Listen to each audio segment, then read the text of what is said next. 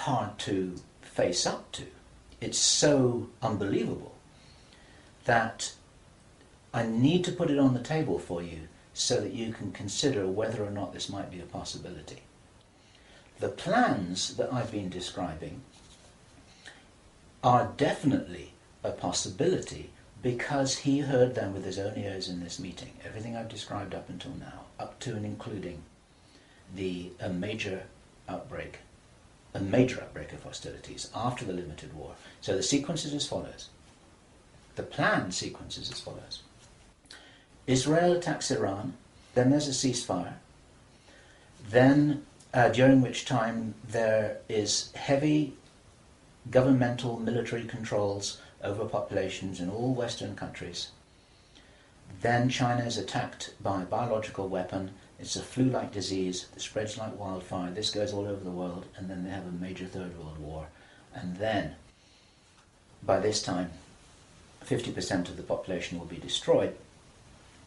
And not only because of the war or the plague, but because, as many of you watching this will understand, the infrastructure goes down in situations like this.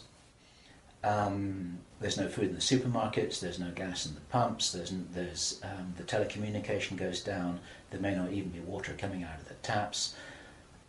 People are kind of thrown back into a Victorian era without the facilities to handle this, because most people don't have their vegetable gardens, they don't have their horse and cart, they're not able to survive in the way that we used to be able to. We're very, very vulnerable in our technological advancement. We're extremely vulnerable, and of course the controllers know this.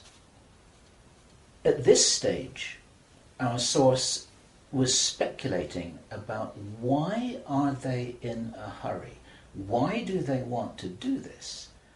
And there's a sort of heavy irony here, which is like, I was saying, well, if you're going to plan the Third World War, then why not take your time over it and get it right and do a really good job? You can, this could be in 20 years' time or 30 years' time, it doesn't really matter. Why is there in such a rush? And our source said that he felt, from inside information he's continued to receive, that this is still timed for something around 18 months from now. And that puts it around about the middle of 2011. He doesn't know this for sure because these events aren't calendar driven. They're actually event sequence driven. In other words, this has got to happen before that happens, and then after that the next thing can happen, then after that the next thing can happen. So a whole lot of things have got to be in place before all the dominoes fall over, so to speak. And they seem to be behind schedule in some of this. There are some planned events that definitely haven't happened. One of the things which I remembered when I was hearing this story was that our source, Henry Deacon, and many of you who've watched Project Camelot videos and read their reports for the last 3 years will know that when we met Henry Deacon in 2006, he said that in his own inside information was that there would be a war against China in 2008. Now that didn't happen. And all this time, at that time it didn't make any sense, and even now it didn't make any sense. It's like, well, all right, but why do this? Why do this? Why do this? Now, this was his answer. And our source is a pretty smart guy. He's been in the military. It's a totally different story that he didn't debrief in our audio transcript, which you have the opportunity to read, but he's had his own ET experiences in the military. He's got his own sources of information about some of the background for this. He says that he's as sure as he can be that the people who are calling the shots in the world, you can call them the Illuminati, the controllers, the cabal, whatever name you have for them, they believe that there is going to be what he called a geophysical event, a major geophysical event. He says that the best information that he's got is that the insiders believe that this is going to happen, or they are concerned that this is going to happen. And many of you watching this will know that this isn't a completely crazy idea. There have been trillions of dollars that have been spent on deep underground bases for some reason which we don't know why it is. You'll know about the seed bank in Svalbard. This is in the public domain, where all the seeds of all the plants and all the crops in the world have been buried deep inside a granite vault in northern Norway. There are many precautions being taken as if something might happen that could really threaten some of these valuable resources, including the seed banks of the world. Now, if there is going to be a geophysical event, as they believe, this is because it seems to be preserved illuminati inside knowledge, whether it's true or not, that there are repeated cyclical geophysical events about every 11,500 years. Information about what really happened to Atlantis was very probably in the Great Library of Alexandria that burnt down a couple of thousand years ago.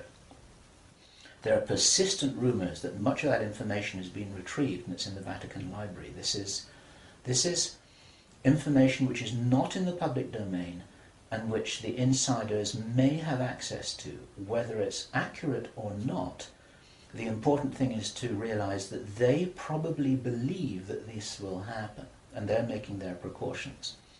And this might be the justification for this insanity that we've just heard about in this plan. Consider this.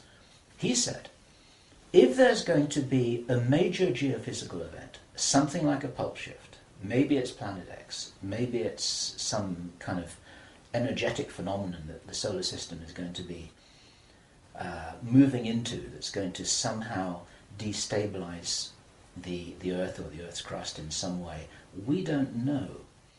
But if there were to be a major emergency like that, something that would actually make a war look very inconsequential, the thing that will help the human race to survive it, or will help parts of the human race to survive it, is if there is already emergency preparedness in place before it happens.